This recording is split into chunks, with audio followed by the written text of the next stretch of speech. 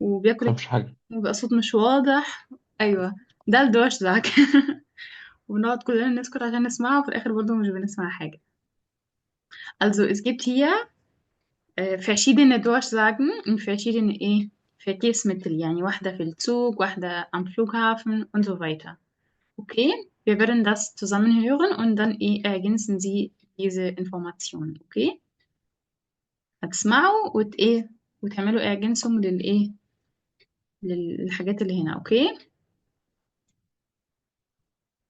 Aber hören Sie zu بقى عشان هو هيجري منكم، هتلاقوا فيه أرقام كتير. هو انت Okay, سامعني؟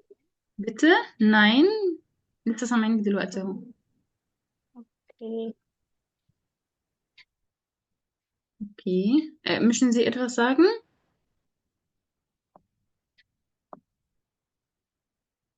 Frau Martina, ايوه. möchten Sie etwas sagen? عايز تقولي حاجة؟ لا، كنت بتأكد بس انه شغال. Okay, kein Problem. Okay, hören Sie zu. Ja,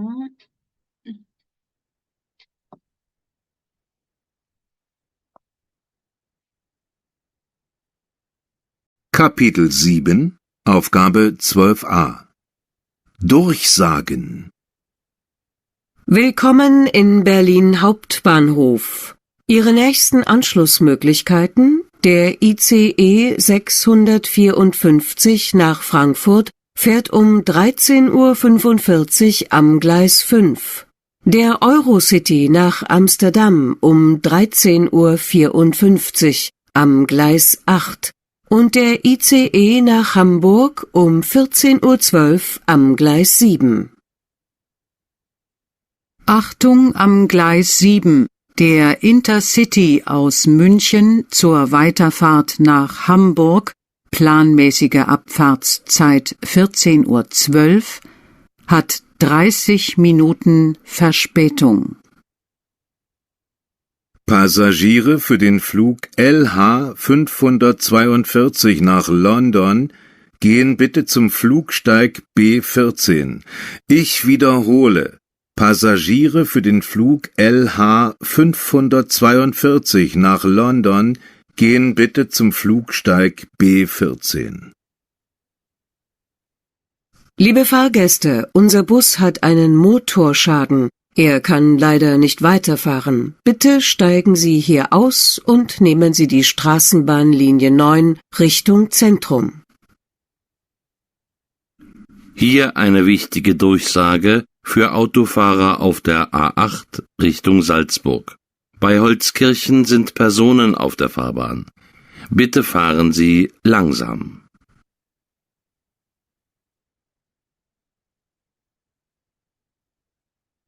was habt ihr mitbekommen?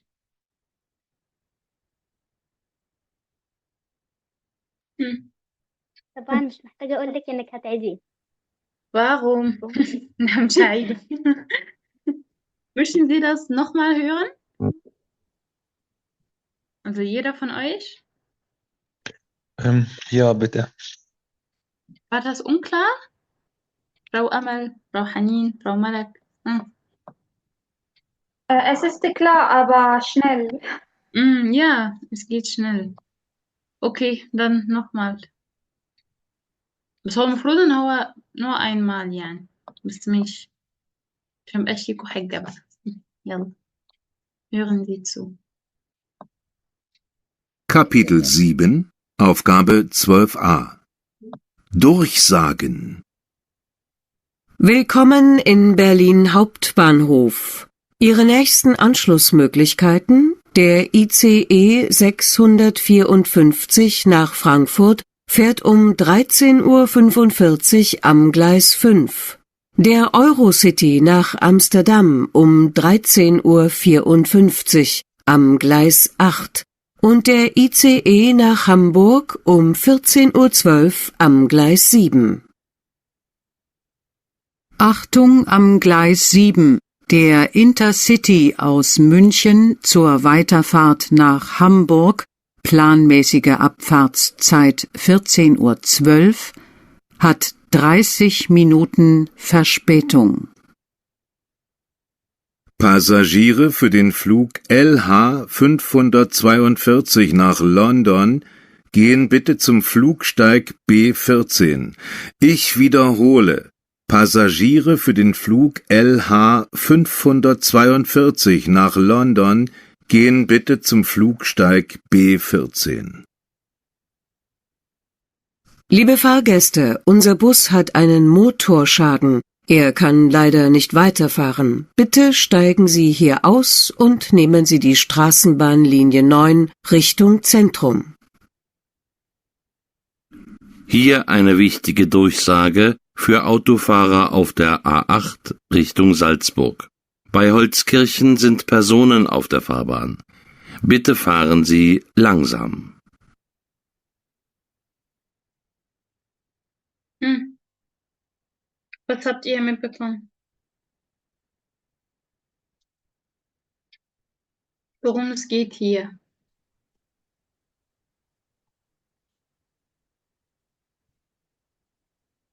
War das schwer, leicht؟ جماعة اتكلموا النبي، انتوا يعني مش عارفة، انتوا كده بتأذوا نفسكم على فكرة. اتكلموا. مش انا يعني زعلانة منكم عشان محدش يرد عليا وكده، بس يعني حاولوا تتكلموا، ده لمصلحتكم. اكتر من انكم يعني تجبروا بخاطري. قولوا حاجة. هو لمصلحتك ان احنا ما نجاوبش على الاسئله دي. Nein. ده سؤال رخم جدا. War das schwer? War das Ähm, schwer? Ja oder nein? nein, schnell, aber schnell. Aber schnell. صح. بس الدوشسage in Deutschland أنا بتبقى ja. المشكلة قعدت ما بعرف مخربطين طالعين هي acht Uhr أو Gleis 7 م-م. richtig؟ لا استني، ما تقوليش دلوقتي، انا بس بشوف يعني im Allgemeinen أوكي أوكي. بالنسبة لكم الموضوع صعب ولا سهل. بس الدوشسage اصلا في العادي بتبقى اسرع من كده بكتير يا جدعان. ده هو كده يعني عشان انتوا هو كده eins بطيء. كده بطيء بجد. كده على الأقل بطيء كده ده انتوا حقيقي. بتسمعوا انفو، يعني بتسمعوا انفو، لكن في العادي انت بتلقط بس مثلا في Verspätung، مش عارف ايه، 13 Minuten 20 Minuten und so weiter. لا، ما هو الميزة دلوقتي بيقولوها بالإنجليزي كمان. بيقراها بالإنجليزي. اه، والله ممكن ده in أنا بالي، فاكر. ممكن عشان في بالي. ده حقيقي، ده حقيقي، بس أول مم. مرة عملها يعني الحاجات المضحكة يعني. أنا فاكر فضلت في الأوبان في الإسبان، مم. فدخل في الجراج وأنا قاعد جوه. يا ساتر يا رب. قال لي بيبقى الموضوع فعلا مش مفهوم يعني. قال لك umsteigen مش عارف ايه. بس حلو ان هو بيقولها بالانجلش يعني. لان الموضوع في فعلا بعض صعب. الحالات فكرة بيقول في بعض also die الحالات بيقولها Stimme، بالإنجليزي. ja die Stimme auch war unklar. الصوت نفسه ما بيبقاش واضح، المايك بيبقى تحس ان هو ده حقيقي، ده حقيقي. Okay, dann bitte, also lass uns mit Martina anfangen, بما ان هي ما قالتش ولا حاجة. قالت schwer. تعالي نشوف بقى هو schwer ولا leicht. lösen Sie Nummer 1. انا السماعة بتفصل مني غالبا، بس Bitte? ماشي. Ich höre nichts. ايه؟ Nochmal. بقول لك انا السماعة بتفصل مني، انا فاتحة لابتوب والايربود بتفصل، فانا يعني هحاول اتواصل معاك على قد ما اقدر وافتح بقى من جهاز تاني يعني. بس قولي Okay. انا ممكن اسقط 5 دقايق عشان هفتح من مكان تاني. أنا مش فاهمة، أنا مش فاهمة عايزة تقولي إيه. إيه فين المشكلة؟ مش هتعرفي تجاوبي يعني دلوقتي ولا إيه؟ لا لا، هجاوب دلوقتي، بس يعني هفصل 5 دقايق هفتح من جهاز تاني غير اللي انا فاتحاه دلوقتي. طيب ماشي. ماشي، بس يعني هو اول سؤال. يا Nummer الع- 1. مم. هقرا السؤال بالإجابة بقى وأقول لك الإجابة على طول. في إيه؟ Also bitte lesen Sie das. تعالوش الدنيا على نفسك. lesen Sie das Vorsatz. اقري الجملة كاملة und dann antworten Sie. جاوبي بقى مكان الفراغ. ماشي.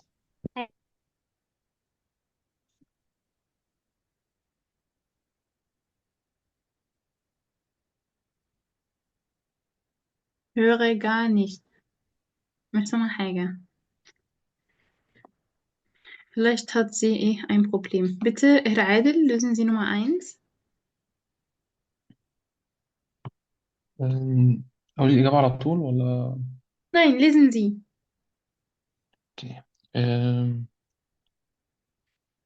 Der, der ICE, ICE. IC, ICE. Kennt ihr das ICE? ICE. Okay, Ja, das ist ein Zug. Kennt ihr das؟ مش فاهم. بقول يعني انتوا عارفين ايه ال ICE ده؟ ده ein قطر يعني. آه ده هو القطار السريع. Also die Züge in Deutschland sind ein bisschen langsam oder nein, nicht Eis. der ICE. حتى جوجل مش عارف. ICE Deutschland. أو مم. ترين. Ja, القطار السريع. Also es gibt die Deutsche Bahn اللي هو أو القطارات العادية دي بتبقى شوية بطيئة. القطار السريع ده بيحتاجوه لما بيسافروا مثلا تنفعش مدينة مثلا مدينة. من مدينة لمدينة بس بعاد عن بعض مثلا تنفعش في بريمن und برلين المسافة بينهم مثلا 18 ساعة بالقطر العادي. أبقى من ICE ممكن مثلا 3 ساعات أو ساعتين، بس ده بيدفع له تيكت يعني تانية. أوكي. للأسف. مم. أنا لما رحت كنت في بريمن، أنا لما رحت برلين خدت القطر العادي، كانت أسوأ حاجة عملتها في حياتي. ندمنا. كان في أعتقد ترانزيت ولا كان قطر عادي اه في مباشر؟ في بقى اللي هو اسمها ايه اللي هي umsteigen اللي هو تبديلات بقى كتيرة. zum Beispiel vier مم. oder drei umsteigen والverspätung بقى صعبة. اوكي weiter also der ICE ده رقم يعني رقم القطار ده. اوكي. 654 nach Frankfurt. nein Halt. 654. Okay, 654 hm. nach Frankfurt. ja Verheiratet. fährt fährt Fährt ja um 13, 13 5, Uhr 13 Uhr 13 Uhr, 45. 5 und 5, 45, 40. 40 ja بصوا هو هنا قالها بالطريقة الفورمال ليه عشان الدوش زعج دي بتبقى في القطارات في المحطات und so weiter فبتبقى في مكان رسمي يعني. Uhr, اوكي. von Gleis von 5, Gleis 5 اللي هو رصيف رقم 5. 5, ja der Eurocity, Eurocity oder Eurocity لأن Eurocity es ist Englisch ja. nach Amsterdam ja um 13 mhm. Uhr تمام 50 13 auf Uhr 4 ja ثانية ja ja 4 und 50 ja 54. Uhr Wohngleis خلاص 8. طالما قلنا قوة في النص هي بتتكتب كده يعني بتتكتب السنة على أنا بعضها قوة، لكن لما بنيجي أنا نقراها رجعت بنقول لها تاني 13 أنا قوة رجعت لها بالظبط. تاني von Gleis Gleis 8 8 super.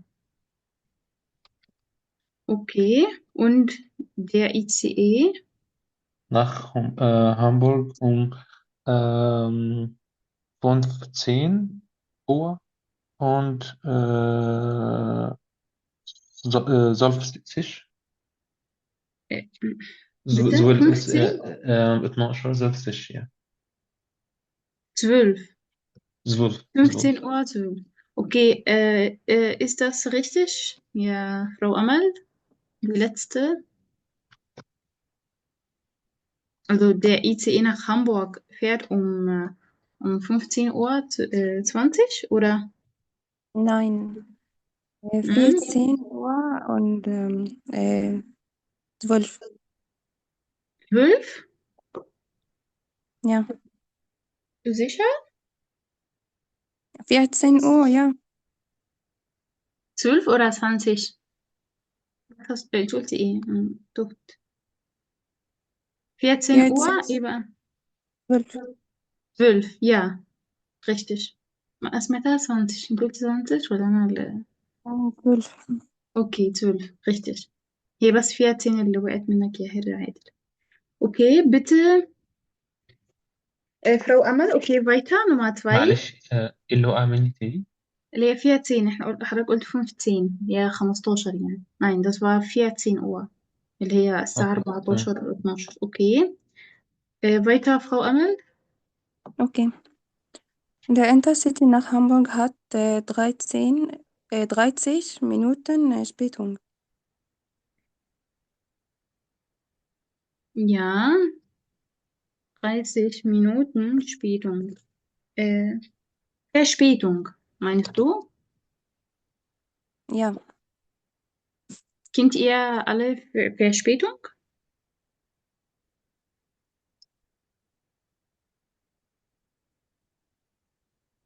Kennt ihr das Wort Verspätung?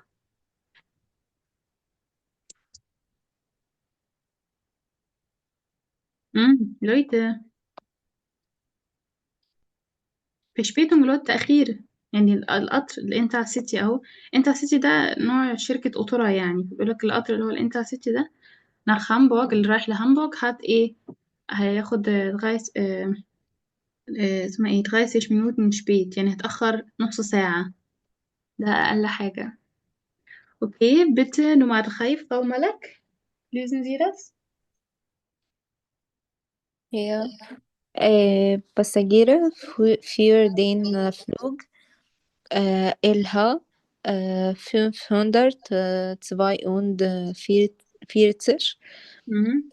London gehen bitte zum Flugsteig B14.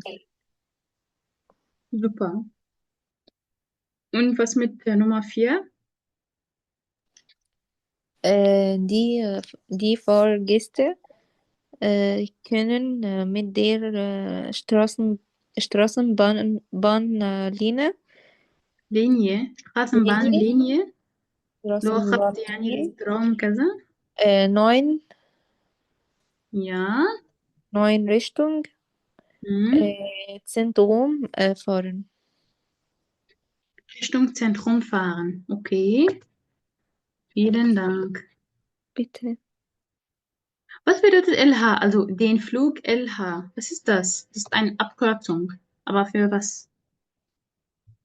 Kennt ihr das? Den Flug اللي هي الطيارة. فاحنا هنا wir sind im Flughafen.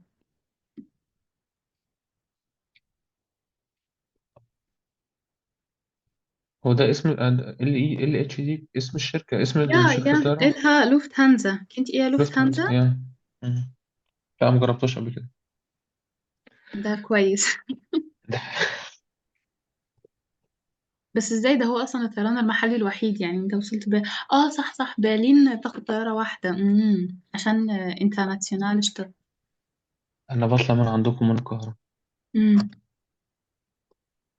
ايوه لوفتهانزا دي يا شباب أكبر شركة في ألمانيا يعني شركة طيران زي مصر للطيران كده بس فيها دولي ومحلي بس zum Beispiel مثلا لو انت مثلا رايح برلين ممكن عادي تركب يعني تاخد طيارة واحدة مصر للطيران لكن لو في مدينة رايح في مدينة مثلا في ألمانيا ما فيهاش مطار كبير أو كده فساعتها مصر للطيران ما بتعرفش تنزل فيه فبيبقى فيه بقى الطيران المحلي اللي هي الطيارات الصغيرة فدي بقى بتبقى لازم طيارة ألمانية بقى اللي هي لوفتهانزا دي إن مفيش طيران دولي بيمشي في كل يعني المدن الألمانية Okay, machen wir weiter. Bitte, Frau Maria, bist du da? انت اسمك ماريا ولا مارتينا ولا هما الاتنين واحد؟ لا مارتينا ده أنا كنت فاتحة من لاب أختي فدلوقتي فاتحة من عندي بقى نت مورية. عليك طب ما تعرفيني انا كده هحط درجاتك على اي اساس صح وانا قلت كده برضه اه اوكي لا مورية. اوكي bitte lösen Sie Nummer 5 بقى ماشي. auf der 8 Richtung A8 ja Moment A8 Richtung Salzburg oder Salzburg Richtung Salzburg ja sind Personen auf der Fahrbahn. Fahrbahn. Auf der Fahrbahn, richtig. Moment. Danke dir. Personen. Okay. Auf der Fahrbahn. تعالوا نقرا الترانسكريبت كده ايه aber schnell. welche Seite ده في الليسونغز يا شباب عشان لو انتوا ايه انتوا عارفين انا فين اللي هو في الكتاب اللي هو الصغير بتاع الإجابات auf Seite 13 م- م- م- م- م- اهو Transkript, nein, nicht das. Transkript für Texte durchsagen. Willkommen in Berlin Hauptbahnhof. Kennt ihr Hauptbahnhof, اللي هي المحطة الرئيسية. Ihre nächste Anschlussmöglichkeiten der ICE 654. Kennt ihr die Anschlussmöglichkeiten? Was ist das?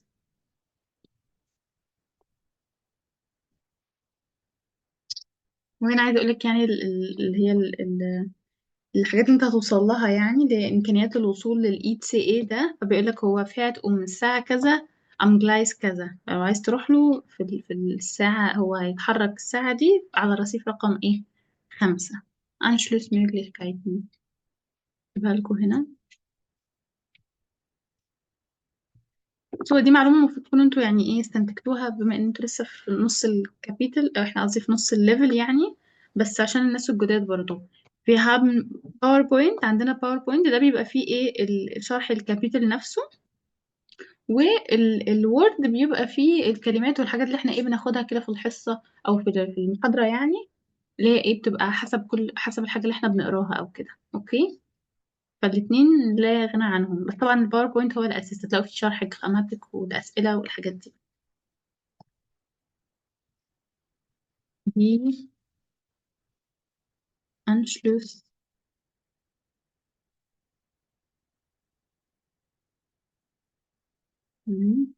Anschlussmöglichkeit.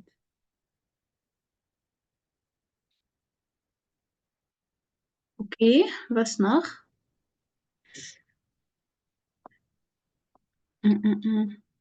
der Euro City احنا قلنا الأورو سيتي ده اللي هو ايه اسم شركة القطورة يعني nach Amsterdam um 13 Uhr 54 am Gleis 8 und der ICE nach Hamburg أعتقد كل ده واضح يعني ده كده ايه eine Durchsage يعني ده كده في مكان ماشي in Berlin Hauptbahnhof كده بقولك في مكان تاني بقى يعني Durchsage تانية مع تراي اهي Achtung اللي هو انتباه يعني am Gleis 7 der Intercity aus München zu Weiterfahrt nach Hamburg planmäßige Abfahrtszeit. Was ist also Weiterfahrt? Die Weiterfahrt. غالبا فايتا دي جاية من الانتظار بس مش عارفة دي ايه ممكن تكون. Nein, nicht warte, weiter. اوكي. warte اللي هي انتظار أيوة صح. aber weiter اللي هي معناها ايه؟ nochmal oder sowas. هي هنا مش بمعنى nochmal بس هو هنا عايز يقول ان هو ايه القطر ده هيكمل ناخ هامبورغ في الميعاد ده فهو مثلا وقف وهيكمل تاني فات اللي هي الرحلة أو السفر يعني فايتا فات اللي هو يعني ايه تكملة الايه الرحلة فهمتي ايه فاهمين مواصلة السفر يعني هيكمل ايه السفرية ما بيبقى من مكان لمكان فبيبقى مثلا ايه ممكن يقف في مكان أو كده أهو هو ايه من منشن القطر جاي يتحرك يعني من منشن zu Weiterfahrt nach Hamburg ايه بقى ماله planmäßige Abfahrtszeit فبيقول لك ان الميعاد Abfahrtszeit was ist das was ist das يا Frau أمل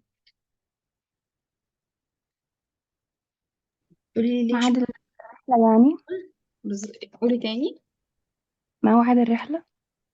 بالظبط اللي هو موعد الانطلاق يعني مش احنا قلنا ان اب بيبقى اللي هو بدء التحرك وان اه يعني zum Beispiel abfahren oder Ankunft الحاجات دي abfahren اللي هو بدء التحرك يعني والأنكونفت اللي هو موعد الوصول Ankunftszeit zum Beispiel وهنا بقى بيقولك ايوه دي Abfahrtszeit planmäßig جاي من plan يعني اللي هو ايه المخطط له، موعد يعني المتفق عليه اللي هو ايه um 14 Uhr ايه 12.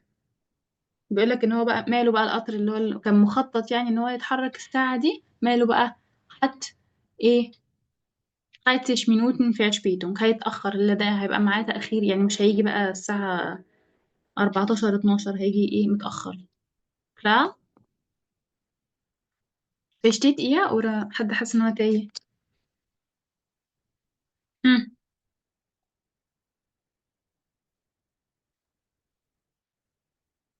طبعا الكلمات دي انا مش كاتباها لنفسي، انا كاتباها عشان تتحفظ ارتكل.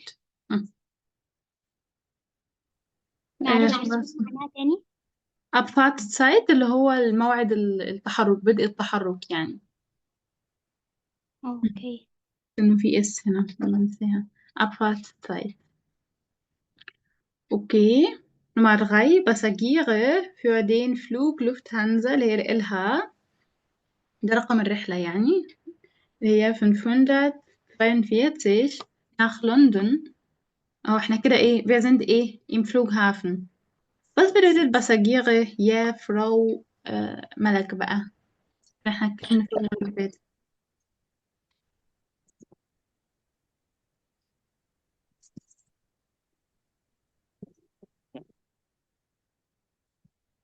passagieri يعني مسافرون. مم. بتيجي دايما مع ايه اللي هما im آه، Flug. يا im Flugzeug. فلوكسوايد. يا super. معناها يعني اللي هما ايه بيركبوا الركاب بتوع الطيارة يعني. طب اللي كانوا في اسمه ايه ده im Zug بنقول عليهم ايه بقى؟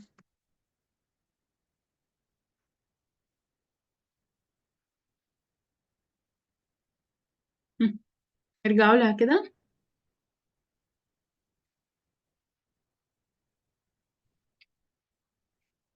Also gehen bitte zum Flugsteig B14. ده اللي هو ايه؟ Das ist كان يعني Fahrgast.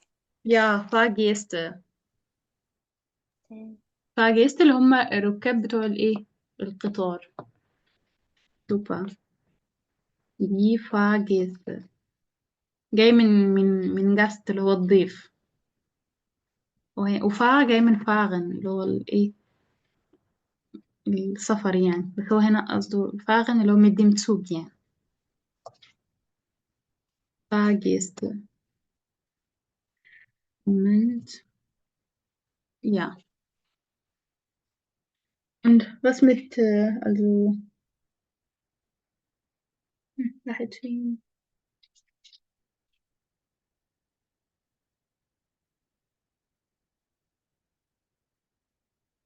Also Flugsteig. Was ist das? البوابة، بوابة Ja اللي هي بوابة المغادرة، أيوة der Flugsteig في المطار بقى im Flughafen. فبيقول لك إيه يقفوا في البوابة رقم كذا اللي هي أهو gehen bitte zum Flugsteig B14.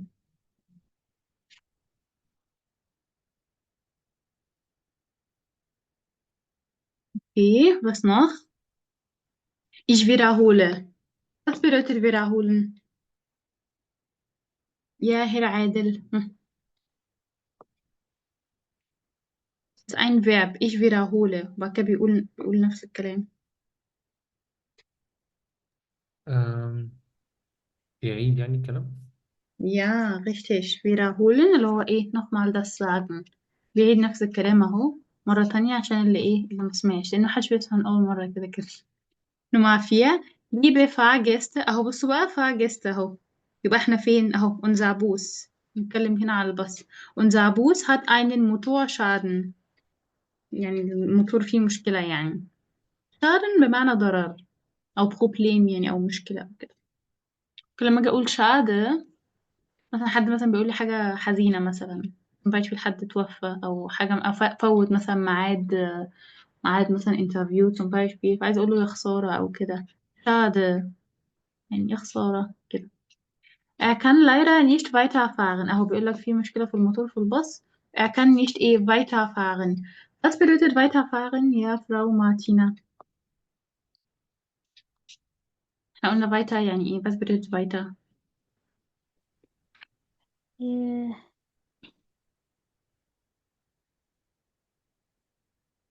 Ein Verb, okay? ايه Ist ein Verb. مش فاكرة. احنا عارفين fahren يعني يسافر weiter أو يعني ينطلق يعني weiterfahren اللي هو مش عارف يكمل مش هيقدر يكمل. عارفين اللي هو اسمه ايه؟ يلا خلاص اللي هو الباص عطل هنا مش هنقدر نكمل اهو بيقول لك اهو er kann leider nicht weiterfahren. انزلوا بقى اهو هو حرفيا بيقول كده bitte steigen Sie hier aus. Aussteigen. Aussteigen. Was bedeutet auszusteigen, Frau Malek? Bitte steigen Sie hier aus und nehmen. يبدل مواصلة. Nein انا سألك فيها مخصوص وخلاص بيقول لك مش هيقدر يكملوا. Aussteigen خلاص انزلوا بقى. انزلوا أيوة. ومش steigen هي اللي يبدلوا مواصلة. zum Beispiel زي ما قلت كنت بقول لهير عادل من برلين مثلا von Bremen bis Berlin müssen wir immer die Züge umsteigen اللي هو نبدل قطورات. ننزل واحد نركب تاني. دي اللي هي ايه umsteigen. ده مهم يا شباب. aussteigen بقى اللي هو ايه خلاص احنا نزلنا خلاص. هو بتقول لهم انزلوا امشوا خلاص عطل باظت.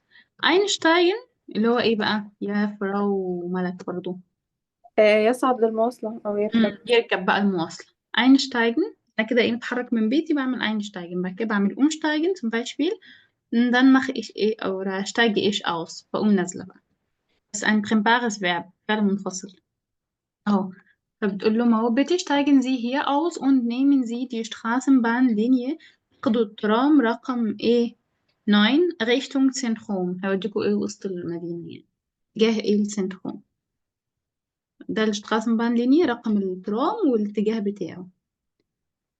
Nummer 5. Moment.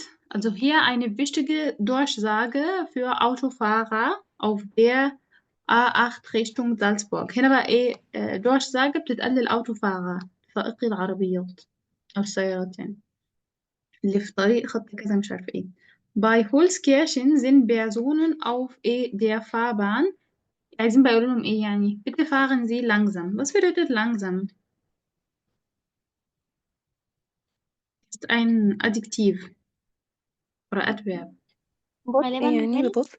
ببطء يا ببطء. لهم في ناس على الطريق فعلا اللي هو على الطريق يعني الطريق السريع يعني فعشان ما يخبطوهمش. ف اوكي und was noch. طيب ده كان بريزنتاسيون اهو المرة الجاية هيتعمل انا بقول لكم اهو اللي هو 13 ده كان اللي حضر ولا ما حضرش اديكوا عرفتوا.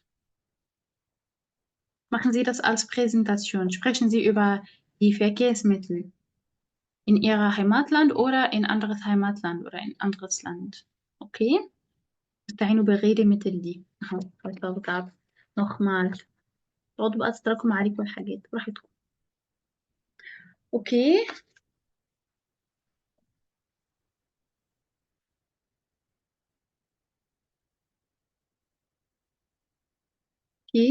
Hier sind wir die Jahreszeiten in Europa.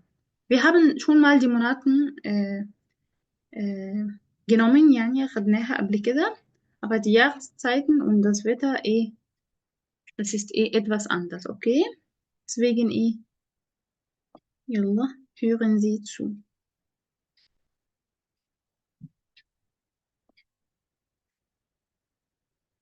Kapitel 7, Aufgabe 14a. Jahreszeiten in Europa. Die Jahreszeiten. Der Winter, der Frühling, der Sommer, der Herbst, Die Monate. der Januar, der Februar, der März, der April, der Mai, der Juni, der Juli, der August, der September, der Oktober, der November, der Dezember. Das Wetter. Die Kälte, die Wärme, die Hitze, die Sonne, der Wind, der Nebel, der Regen, der Schnee.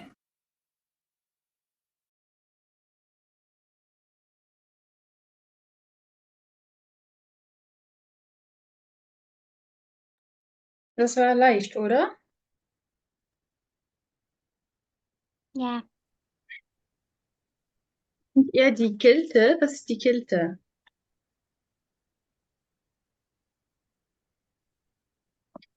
Das ist kalt. جو سقعة برد. Ja, das Wetter ist kalt. Die Kälte اللي هي البرودة يعني. Die Wärme باينة جاية من warm. Die Hitze اللي هي الحرارة أو موجة حر يعني. Die Sonne اللي هي الشمس. Der Wind, رياح. Was mit der Nebel? Was ist das? ضباب. Ja, super.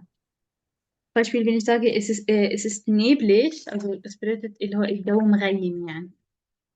Und der Regen, was ist das? المطر. Ja, und der Schnee اللي Wissen. هو الثلج. ثلج. Ja. Und kennt ihr die Jahreszeiten? Der Winter, باينة قوي. Was mit der Frühling? الربيع. Ja, und der Sommer, صيف, und der Herbst اللي هو الايه؟ خريف. خريف. Richtig, super. Okay. Moment.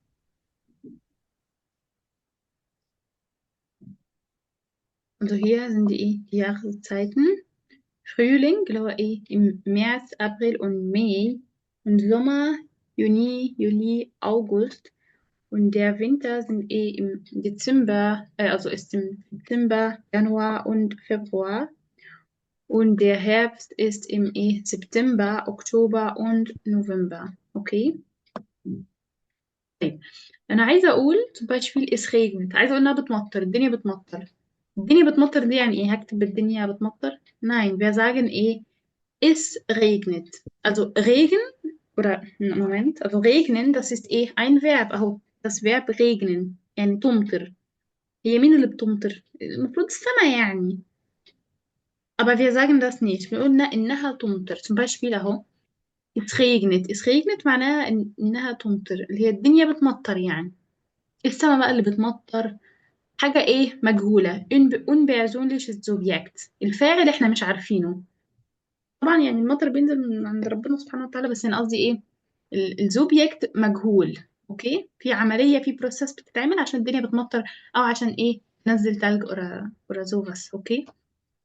Deswegen in den Sätzen Beispiel es regnet oder es schneit. schneit اللي هي برضو تثلج يعني.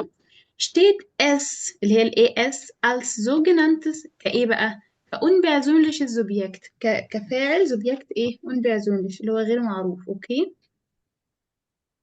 انا مش عارفه مين الفاعل، ما هي بتمطر، مين اللي بتمطر؟ الدنيا بتمطر وخلاص. Das bedeutet, dass es hier nicht für ein bestimmtes Person oder Sache steht. يعني هنا مش بنتكلم عن شخص معين، مفيش حد بيمطر يعني. ده einfach nur die Rolle des grammatischen Subjekts übernimmt. طب ليه حاطين es دي؟ عشان لازم الجملة يكون فيها فاعل. ان هنا الجملة تعتبر اكتيف اللي هو يعني مش باسيف اللي هو مش مفعول، اسمها اللي هي الباسيف اللي هو يا شباب عارفين الباسيف والاكتف؟ هي مجهول. الجملة فيها بالظبط المبني للمجهول. ايوه.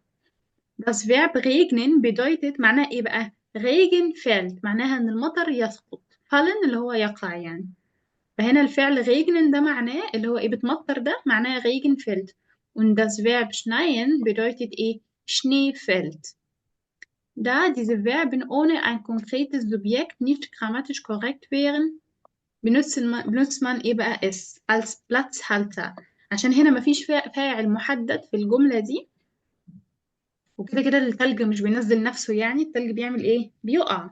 فساعتها احنا مش هينفع نخلي مثلا الغيجن او الشني هو الفاعل، فبنحط بقى ايه اس، الضمير اس. عارفين ار واس وزي؟ احنا كنا خدنا قبل كده ار واس وزي، ار هو ودي هي، واس دي مش مفهوم هي بتاعت ايه. بالظبط. Verben wie regnen oder schneien nennt man unpersönliche Verben, weil sie nur in der dritte Person Singular، اللي هي ايه الدritte Person Singular ده اللي هو اس، يعني الضمير اس، mit dem unpersönliche Subjekt es اهو verwendet wird. zum Beispiel es regnet. احنا كده بنصرف الفعل مع ايه؟ مع الضمير اللي هو ار واس وزي. صحيح؟ معايا يا شباب ولا حد مش فاهم؟ لو امل، لو ملك، عادل، يا عبد الرحمن. مع يا شباب. حضرتك. klar klar oder يا كلا. الدونات اللي هي ايه؟ فاكرين الدونا والبليتز؟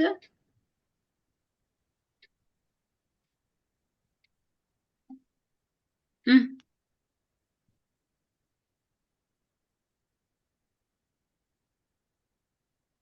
الدونا اللي هو الرعد يا شباب. الدونات اللي هي الدنيا بترعد يعني. ذاكروا بقى يا شباب، ذاكروا، مش هينفع كده. دونا الرعد، والبليتز كنت ايه؟ برق اكيد يعني.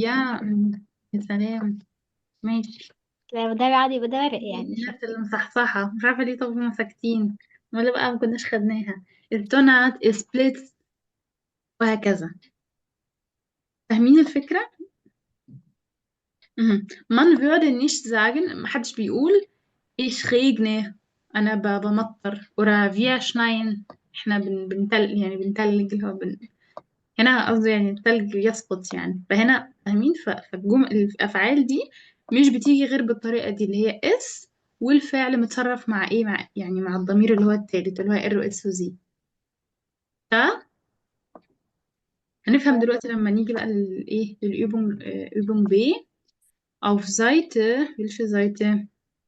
140. Tu, tu, tu, tu.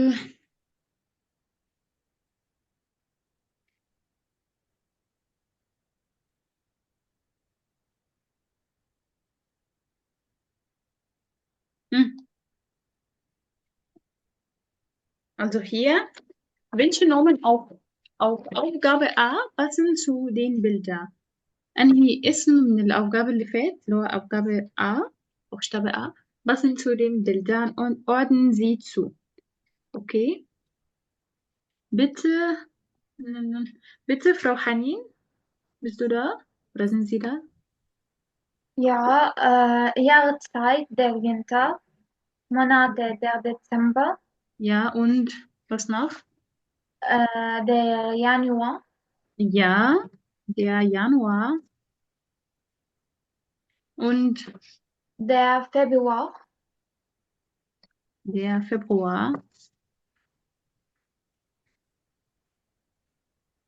Und Wetter بقى، الجو بيبقى عامل ازاي؟ جبت ايه؟ der Schnee und die ايه بقى؟ Regen, bitte؟ Kälte, Entschuldigung, ja دي كلت، Kälte, الارتكل هي برضو اللي حكمت. ja. دي كلت، في برودة. اهو بيقول لك ايه بقى، بصوا هنا يا شباب، تفتكر مكتوب ايه؟ امم اطلعي فوق.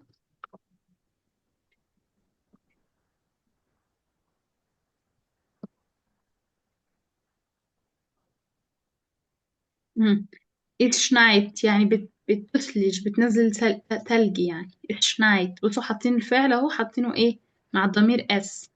oder es ist kalt. kalt هنا هي adjective عادي، لكن schneit عشان هو فعل فحاطين معاه بس الضمير وخلاص. فعل وفاعل، قصدي فعل اهو او position 2، وفاعل اللي هو ايه اس، اللي هو الايه الامبيرسونليش ايه subject، غير معروف، او مش شخص يعني. klar. او es ist kalt اللي هو اس هنا عايدة على بقى ايه das Wetter، اللي هو الطقس يكون بارد يعني. das Wetter ist kalt، بقول الجو ساقع. das Wetter ايه ist kalt. kalt دي ايه؟ das ist ein Adjektiv. اوكي معايا صح؟ مم. Und hier im Moment der Frühling، ده الفرühling الربيع، اهو بيقولك برضو es ist warm، also das Wetter ist warm. oder vielleicht es regnet، ده أكيد بقى في ألمانيا في الفرühling. Okay. Und hier im Sommer die Sonne scheint. Was bedeutet die Sonne scheint? Also scheinen اللي هو يشرق. الشمس مشرقة. Ja. بس هنا بصوا، هنا الزونة هي الايه الفاعل، يعني هنا الشمس هي اللي بتشرق، يعني بتطلع. die Sonne scheint. Klar. Oder es ist heiß. Also das Wetter ist heiß.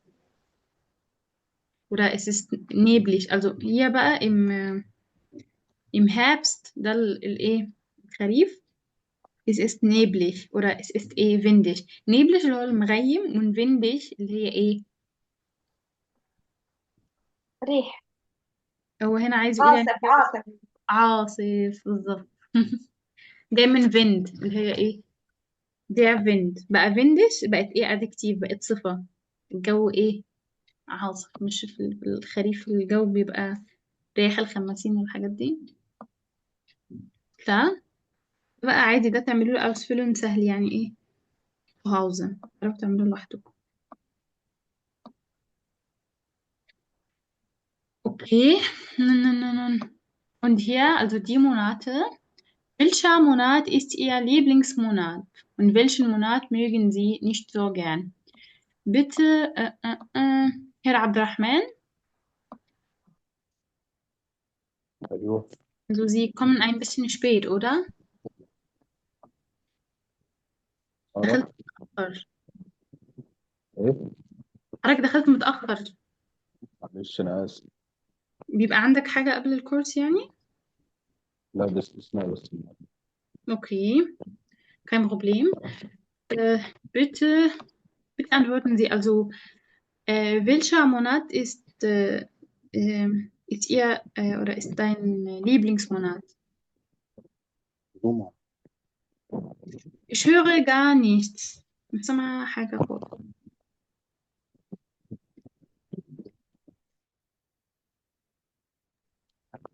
سامعين كده؟ Ja, إيه؟ welcher Monat? Meine Lieblingsmonat ist Mein Lieblingsmonat ist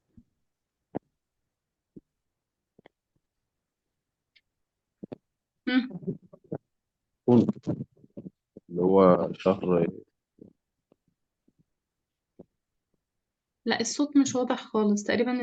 السماعة الكوبفيورة اللي حضرتك حاططها مغوشة خالص على الصوت. حاول كده تشيلها مثلا. مم. Meine Lieblingsmonat ist Juni.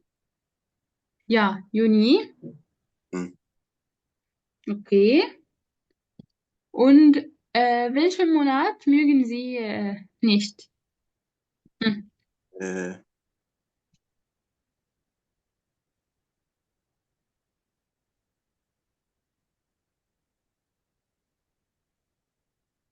نقول أي شهر في الشتاء. Ja, welchen Monat? Zum Beispiel Dezember, Januar, Februar فبراير. oder die drei. فبراير. Okay, Februar, okay. Aber warum? Mögen Sie, Den ist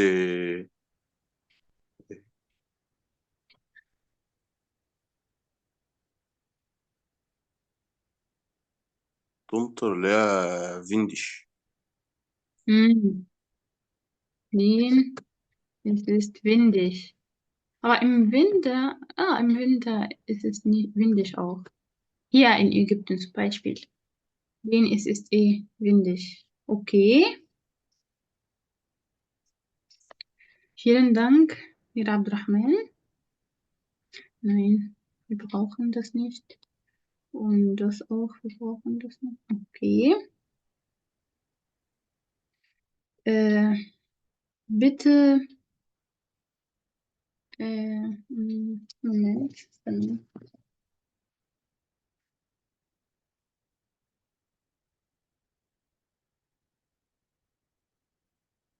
Bitte, Frau Maria.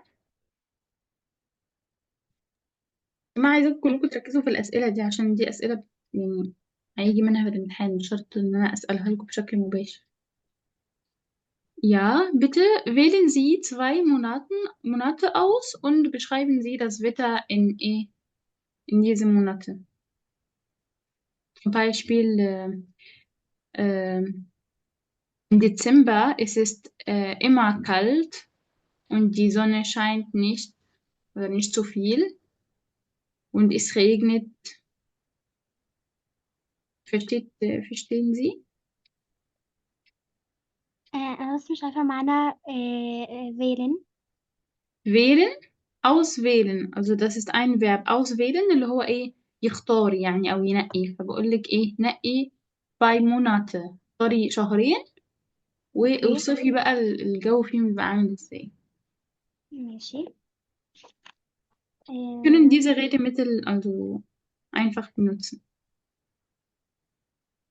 ممكن تستخدمي الغيرمتل دي المكتوبة يعني zum Beispiel es ist kalt, es ist warm, es ist heiß, die Sonne scheint, es regnet, oft oder wenig oder nie, es ist windig und so weiter. Okay, der Januar und der Februar. Der Januar und der Februar. Okay. طب هو في الجامعة هنقول is ist برضو؟ انت هنا بتوصفي بقى الفيتا، انت مش بتوصفي يعني الشهور. Okay. يعني zum Beispiel تقولي im Januar ist es immer warm oder kalt بقى. Oder im Januar und Februar ist es immer كذا يعني. اهو بصوا هنا التمبورال-Angabe اهو im Winter im Januar وهكذا. ده معناها في فصل الشتاء، في فصل الصيف und so weiter. Okay, im Januar und Februar es ist kalt. Okay, und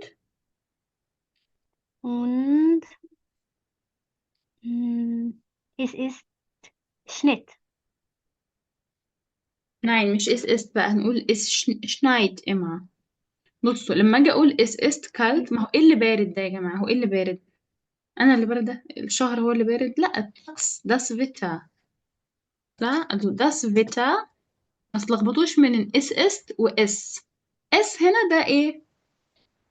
ضمير وفعل وخلاص وخلصنا. عشان هنا قلنا ايه؟ انا شرحت لكم القاعدة قلت لكم ان مفيش فاعل معروف. لكن هنا اس است دي جاية من das Wetter. مش احنا عارفين ان فيتا أداة das صح؟ فبعوض عنها بالضمير ايه؟ اس. بس انا هنا عارفة انا بتكلم عن واحد تاني. وكالت هنا اصلا das ist kein Verb. لكن regnet oder schneit das ist Verb. هنا ده فعل. فمحتاجة احط له فاعل وخلاص وخلصنا والجملة خلصت على كده. لكن هنا kalt, warm, heiß دي صفات مش أفعال. فبالتالي يبقى فيه هنا ايه؟ فاعل الجملة اللي هو das Wetter وحطينا ايه ist. الطقس ماله بقى؟ الطقس يكون بارد، الطقس يكون دافئ، الطقس يكون حار وهكذا. لا فاهمين الفكرة ولا الموضوع صعب؟ الدنيا بسيطة متقلقوش يعني. بس الفكرة انك تعرف امتى تستخدم ده وامتى تستخدم ده. اس على طول معناها بعدها الفيرب مع شني مع الفيرب شناين وفيرب regnen. اهو es regnet oft oder es schneit zum Beispiel. أنا عايزة أقول الجو يكون كذا also das Wetter ist windig. Es ist windig. مش لازم أقول das Wetter.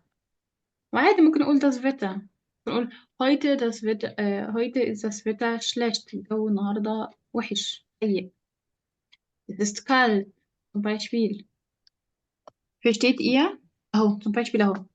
Im Januar ist es in Deutschland kalt und es schneit. Ich mag den Schnee. أنا بحب التلج. Ich fahre im Januar oft in den Urlaub. بسافر يعني في أجازة. dort fahre ich Ski. بعمل إيه هناك بقى؟ بتزلج على الجليد يعني أهو في الصورة هنا. Die Tage sind im Januar sehr kurz. الأيام في إيه؟ الأيام هي قصدها النهار يعني. الأيام قصيرة اللي هي قصدها النهار يعني. عكسها إيه؟ die Nächte اللي هي الليل يعني. Das mag ich nicht so. ده إيه مش بيعجبني. Mein Lieblingsmonat ist إيه بقى؟ der Mai. Und im Mai مثلا كذا بقى. ماشي عايزة حاجة زي كده يعني. Bitte machen Sie bitte weiter, Frau Maria. فهمت اوكي. الفكرة صح؟ أو هنا حتى بصوا ich mag den Schnee. Zum Beispiel im Mai fahre ich Ski, treibe ich viel Sport und so weiter. Ja. يعني انا لو حبيت اعيد نفس المثال تاني هقول مم. im Januar das Wetter ist kalt مثلا. Ja, انا بس برضه بعد im Januar بحط الفعل بقى على طول. Ist das Wetter kalt? ist das Wetter kalt. اوكي. Mhm. Und gibt es etwas anderes oder was war's? مم. يعني اقول لك حاجة تانية. مم.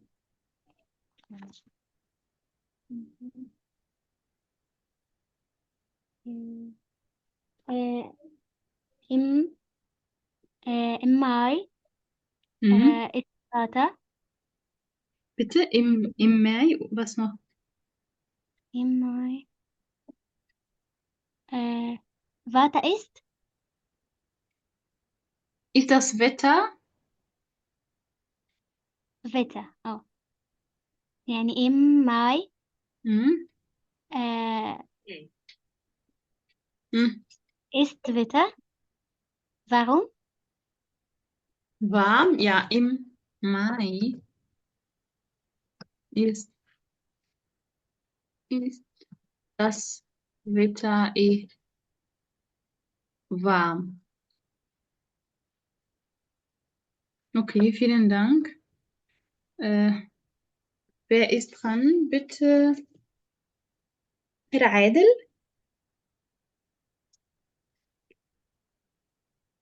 أيوة. Mhm. جولاي Juli. يولي سوري آسف Ja, kein جولي Problem. Zona schneit. Also, im Juli, يولي إيه بقى؟ ist Nein, هنا بقى احنا هنا die Sonne scheint. Scheinen, das ist ein Verb معناها يشرق. بس هو بيجي دايما مع die Sonne يعني. يبقى im Juli ايه بقى؟ scheint على طول بقى. احنا قلنا نحط الفيرب auf Position 2. Mhm. scheint ايه بقى؟ die Sonne. Mhm. Okay.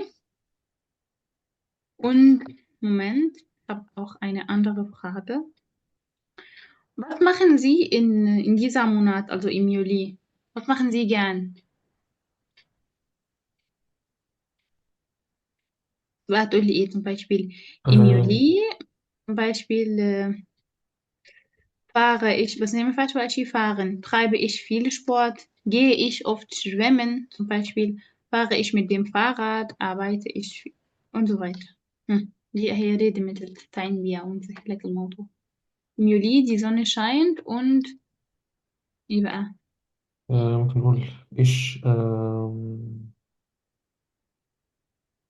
السبورت Im Juli treibe ich Sport. حط بقى الفعل الأول auf Position 2.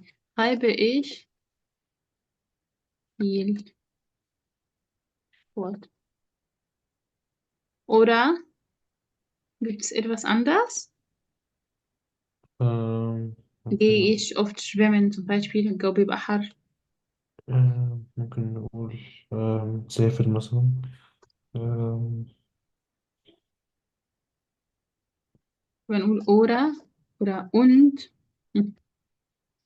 fahre ich. fahre ich. ممكن نقول إيجا مثلا. bitte.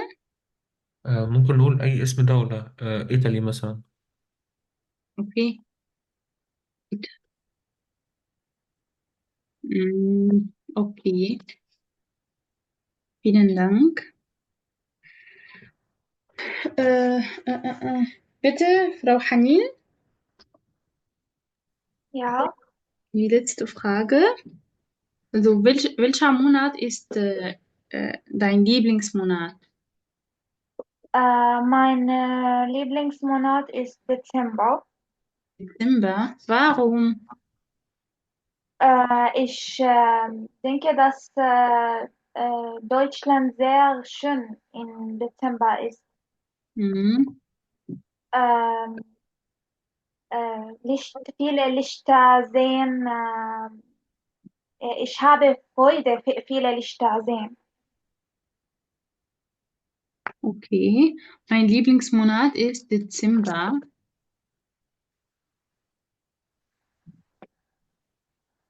Okay. Und welchen Monat mögen Sie nicht so gern? Ich liebe